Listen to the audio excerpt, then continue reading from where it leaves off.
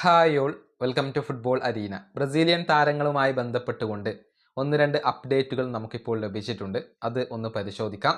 ആദ്യത്തെ താരം മറ്റാരുമല്ല, നെയ്മർ ജൂനിയർ തന്നെയാണ്. ഇന്ന് സാന്റോസ് ഒരു മത്സരം കളിച്ചിരുന്നു. 1-4 ഗോളുകൾക്ക് സാന്റോസ് വിജയിച്ചു. നെയ്മർ ഈ മത്സരത്തിൽ പങ്കെടുത്തിട്ടില്ല. ഇനി അടുത്ത മത്സരത്തിൽ നെയ്മർ ജൂനിയർ കളിച്ചേക്കും എന്നാണ് റിപ്പോർട്ടുകൾ. ഗ്ലോബോയാണ് ഇക്കാര്യം റിപ്പോർട്ട് ചെയ്തിട്ടുള്ളത്. ചപ്പകോയൻസെ എന്ന ടീമിനെതിരെ ജൂലൈ 26 പുലർച്ചെ ഇന്ത്യൻ സമയം 3 മണിക്കാണ് സാന്റോസ് അടുത്ത മത്സരം കളിക്കുക.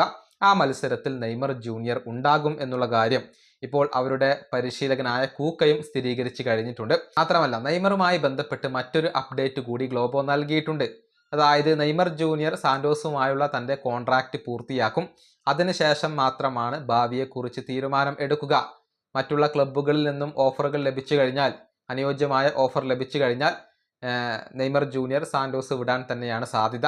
അതല്ല എങ്കിൽ ഒരുപക്ഷെ അദ്ദേഹം വിരമിക്കാനുള്ള സാധ്യത പോലും ഉണ്ട് എന്ന കാര്യം ഗ്ലോബോ റിപ്പോർട്ട് ചെയ്തിട്ടുണ്ട്. അതായത് ഈ സീസണിന് ശേഷം നെയ്മർ സാന്റോസ് വിടാൻ സാധ്യതയുണ്ട്. ഒരുപക്ഷെ വിരമിക്കുന്ന കാര്യം വരെ അദ്ദേഹം പരിഗണിച്ചേക്കാം എന്നാണ് ഗ്ലോബോ പറഞ്ഞിട്ടുള്ളത്. അത്രയും അപ്ഡേറ്റുകളാണ് നെയ്മറെ കുറിച്ച് നമുക്കിപ്പോൾ ലഭിച്ചിട്ടുള്ളത്.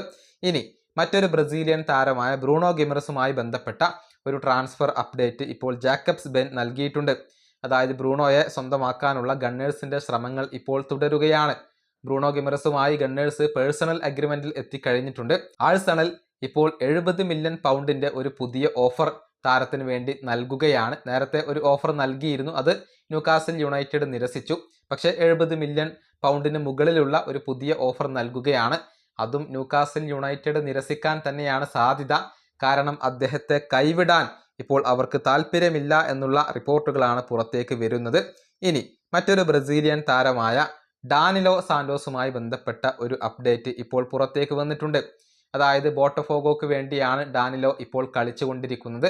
അദ്ദേഹത്തെ മറ്റൊരു ബ്രസീലിയൻ ക്ലബ്ബായ പാൽമറാസ് സ്വന്തമാക്കുകയാണ്. 20 മുതൽ 25 മില്യൺ യൂറോ വരെ താരത്തിന് വേണ്ടി ചിലവഴിക്കാൻ പാൽമറാസ് ഒരുക്കമാണ്. പക്ഷേ 30 മില്യൺ യൂറോ വേണം എന്നാണ് ബോട്ടഫോഗോയുടെ ഒരു ആവശ്യമായി കൊണ്ടുവരുന്നത്.